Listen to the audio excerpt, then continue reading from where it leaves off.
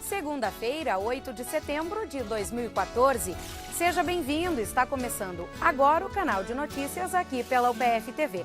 Fique com a gente e veja os assuntos de hoje. Como foi o maior evento do sul do país na área de recursos humanos, o Congregar. Saiba a importância da vacinação contra o vírus HPV.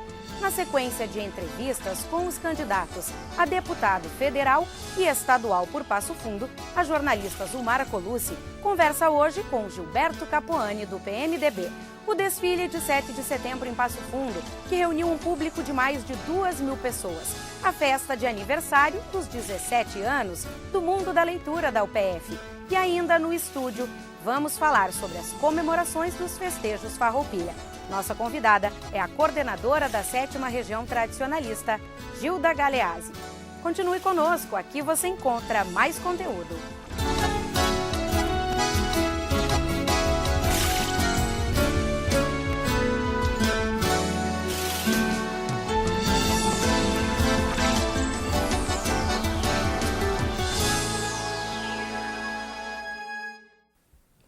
A área empresarial foi foco de debates em Passo Fundo. A UPF sediou pela primeira vez o Congregar, um dos maiores eventos de gestão de pessoas do sul do país. Pesquisas apontam que as 3 áreas que mais trazem preocupações à sociedade brasileira são saúde, educação e segurança.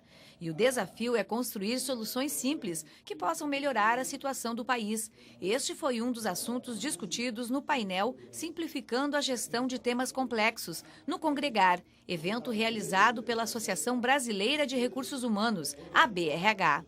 No caso da segurança, nós trabalhamos uma experiência concreta em Canoas, com 3 elementos: inteligência, com tecnologia, com integração com policiamento comunitário, polícia de proximidade e com inclusão, com projetos sociais para o jovem. Então são fórmulas simples que espelham o que aconteceu em várias partes do mundo, que eu acho que a gente pode buscar soluções diferenciadas, resolutivas, para melhorar a vida do cidadão. Esta é a 7ª edição do Congregar, que acontece de 2 em 2 anos em Porto Alegre. Foi a primeira edição realizada fora da capital. O objetivo é estreitar a relação entre as empresas. E tudo passa efetivamente pela escola, né? Começamos pela escola, né? Nós começamos com a formação do jovem no ensino médio, passamos pela formação no ensino superior para que nós possamos entregar um profissional qualificado para o mercado. Então esse é o enfoque que nós precisamos dar. A educação é fundamental nessa formação desses profissionais que vão levar as entidades, que vão ser os líderes e que vão conduzir os processos. Em 2 dias foram 7 palestras e 2 painéis de discussão de temas relacionados à área de gestão. O encontro reuniu mais de 500 pessoas, entre gestores, empresários, profissionais de recursos humanos e informação. Estamos extremamente entusiasmados com os resultados. Superaram as nossas perspectivas em termos de satisfação do público, do nível do congresso, o sucesso da feira, os expositores estão satisfeitos. A vacina contra o vírus HPV protege mulheres que ainda não iniciaram a vida sexual. O vírus é o causador do câncer do colo do útero. A vacina contra esse vírus é utilizada como estratégia de saúde pública em 51 países, através de programas de imunização. No Passo Fundo, a campanha quer imunizar pelo menos 3.500 meninas. 6 meses depois de tomarem a primeira dose da vacina contra o vírus HPV, as meninas de 11 a 13 anos devem tomar a 2ª dose. O secretário de Saúde, Luiz Arthur Rosa Filho, tem as informações. Qual é o objetivo dessa campanha, secretário? Exatamente, nós temos desde segunda-feira, dia 1º de setembro, o objetivo de vacinar novamente as 3.500 meninas que foram imunizadas no mês de março, para que elas façam a 2ª dose agora no mês de setembro, que garante maiores coberturas de imunização para todas essas jovens. Qual o objetivo exatamente de vacinar contra esse vírus? A vacinação do HPV ela tenta evitar uma doença que que é advinda do papilomavírus, que é o principal fator de risco para câncer de colo uterino na mulher jovem e adulta. Então, nós estamos trabalhando aí numa noção de prevenção de danos futuros. Onde podem ser feitas as vacinas? Todas as unidades de saúde procurarão novamente as escolas, a estratégia é a mesma do mês de março, procurarão as escolas e marcarão dias específicos para imunizar nossas jovens. E aquelas que por acaso não tenham feito podem procurar as unidades de saúde, que elas também estão com vacinas lá. Quem que pode fazer, então, das meninas que não tinham 11 anos? Explica pra gente. Todas as meninas que por acaso completaram 11 anos nesse intervalo podem começar o seu ciclo de vacina nesse momento. E aquelas que vão fazer a segunda dose, a gente também está preconizando para encerrar essa primeira fase do ciclo. Nós tivemos na primeira fase 18 recusas e respeitaremos as recusas, mas é importante salientar que essa vacina é uma vacina que prevê doenças lá no futuro e pode ter uma ação importante na mulher para daqui 20, 30 anos, já que o câncer de colo uterino é um dos cânceres que mais mata no Brasil as mulheres hoje. Ok, muito obrigado pelas suas informações, secretário. Voltamos ao estúdio. Obrigada, Inês. E caso o pai ou o responsável não autorize a vacinação da adolescente na escola, deverá encaminhar o termo de recusa, devidamente preenchido e assinado. É muito importante que a adolescente leve o cartão ou a caderneta de vacinação no dia da vacina. A UPF TV e Rádio UPF, em parceria com o jornal O Nacional, dão sequência à série de entrevistas com os candidatos a deputado estadual e federal. As entrevistas são acompanhadas pelo setor jurídico da UPF. A jornalista Zumara Colucci conversa agora com o candidato de hoje. Recebendo hoje no canal de notícias o deputado estadual Gilberto Capuani, que é candidato à reeleição pelo PMDB.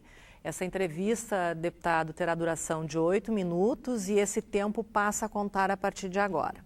Bom, deputado, o senhor vai buscar a reeleição para o terceiro mandato, mas iniciou aí uma caminhada política lá em 1976, eleito prefeito de Sertão pela primeira vez e o mais jovem.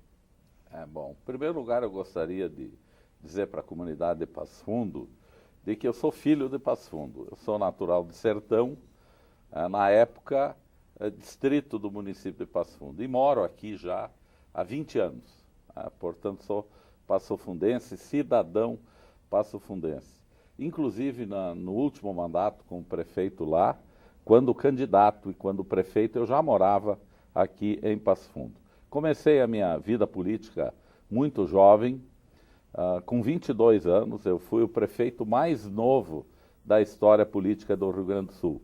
Fui 3 vezes prefeito, presidente do PMDB, presidente da coordenadoria regional do PMDB aqui de Passo Fundo, presidente da Associação de Municípios da região do Alto Uruguai, em Erechim, membro da diretoria da FAMURS, fui deputado federal por um curto período de tempo, a minha primeira eleição eu concorri a deputado federal, e estou hoje no segundo mandato como deputado estadual. Na última eleição eu aumentei a minha votação em 44%.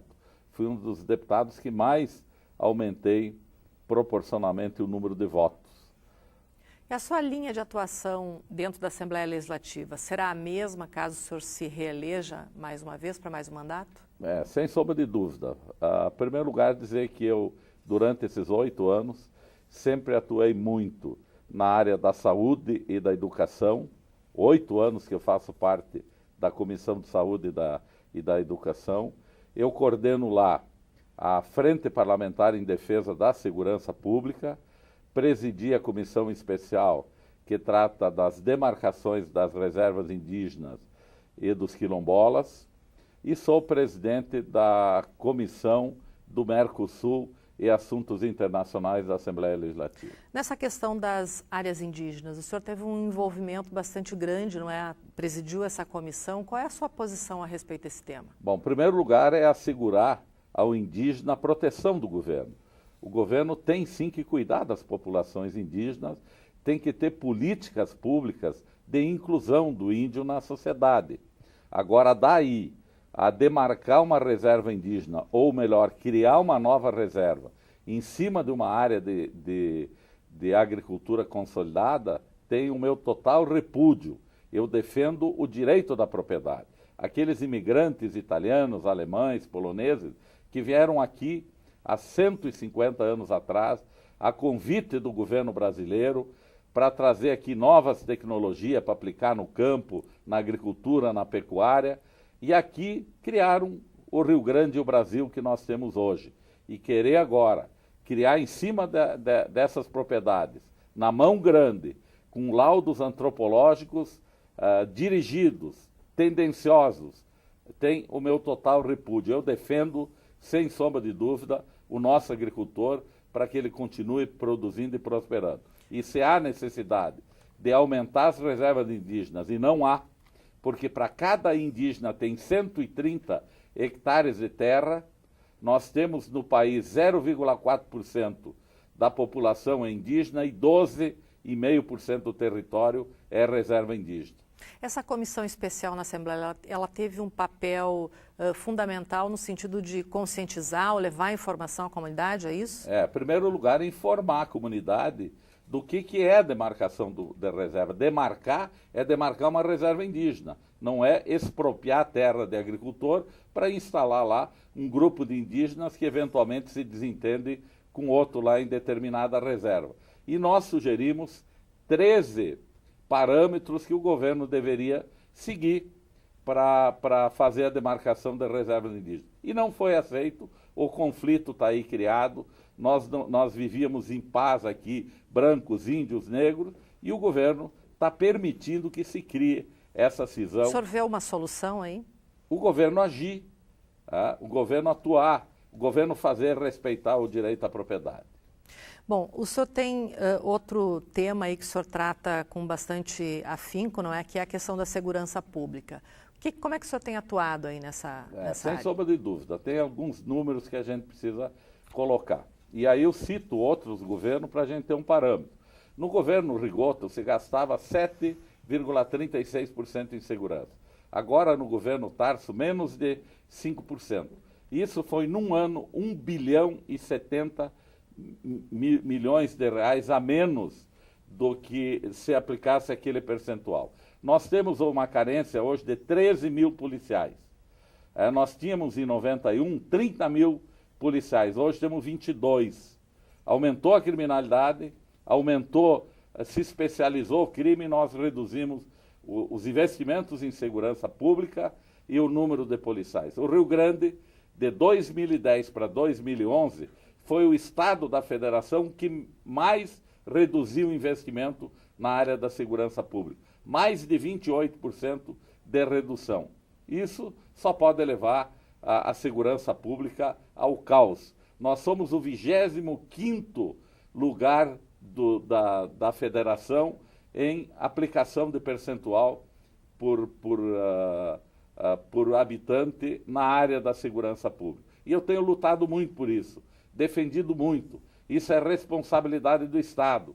O Estado tem que estabelecer segurança pública como prioridade. Nós temos defendido a criação de distritos de segurança com meta e com remuneração para quem atinge, para o policial cujo distrito atinge a sua meta, mas, infelizmente, o governo tem sido insensível no atendimento das nossas sugestões e das nossas reivindicações.